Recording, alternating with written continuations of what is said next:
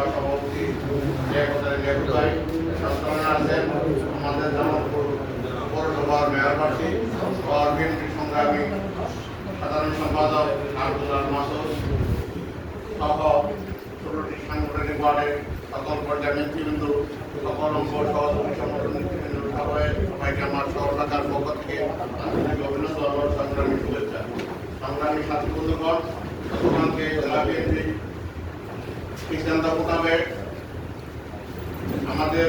সদর 5 আসনের প্রিয় নেতা মাননীয় সংসদ সদস্য সাহেব কালকে উনি নির্দেশ দিয়েছেন যে আগামী 20 জুন রোজ শনিবার সকাল 11টায় শোলমিয়া বাজারের থেকে পার্টির সামনে থেকে বগুড়া পর্যন্ত আমাদের মাদক বিরোধী র্যালি হবে। এই র্যালিতে আমরা ছাত্রদল, যুবদল,